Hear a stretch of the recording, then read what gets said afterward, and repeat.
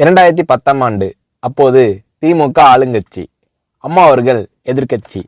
ஒரு பெரிய மிரட்டல் விடுத்து அம்மா அவர்களுக்கு எதிராக மதுரை மாவட்டத்தில் பல இடங்களில் போஸ்டர் ஒட்டியிருந்தார்கள்.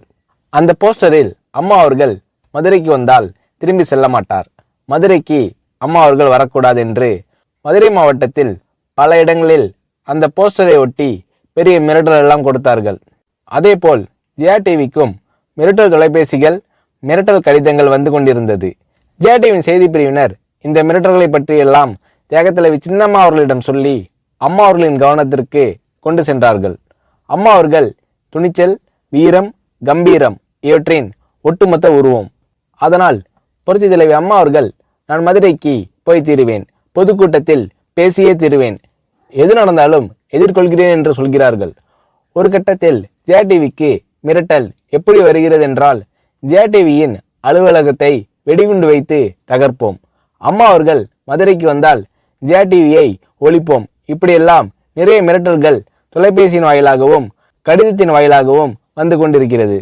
இந்த மிரட்டல்களை எல்லாம் கடந்து அம்மா அவர்கள் மதுரைக்கு சென்று பிரம்மாண்டமான பொதுக்கூட்டத்தில் லட்சக்கணக்கான மக்கள் மத்தியில் எழுச்சி உரையாற்றும் போது, ஒரு எதிர்க்கட்சியின் தலைவி என்ற முறையில் என்னை நீங்கள் மிரட்டுங்கள், ஒரு எதிர்க்கட்சியினை நான் நடத்துகிறேன் என்பதற்காக கழகத்தை மிரட்டுங்கள், ஜெயா டிவியை எதற்காக மிரட்டுகிறீர்கள், ஜெயா டிவியின் அலுவலகத்தை நீங்கள் தகர்ப்பீர்களா, ஜெயா டிவியை நீங்கள் ஒழித்து கட்டிவிடுவீர்களா, பார்க்கலாமா, ஜெயா டிவியை ஒழித்து கட்டிவிட்டால் என்னுடைய அரசியல் குரலை ஒழித்து விடலாம் என்று கனவு காணுகிறீர்களா? ஜெயா டிவி என் உயிருக்கும் மேலானது, நான் என்னுடைய உயிரை விட அதிகமாக நேசிப்பது, என்னுடைய அரசியல் கரமாக நான் போற்றி புகழ்வது, அதன் மேல் நீங்கள் கை வைப்பீர்களா, பார்க்கலாமா என்று எழுச்சி உரையாற்றினார் புரட்சி தலைவி அம்மா அவர்கள். இப்படியெல்லாம் அம்மா அவர்களின் அன்புக்கும் மரியாதைக்கும் பாத்திரமாக ஜெயா டிவி இருந்தது.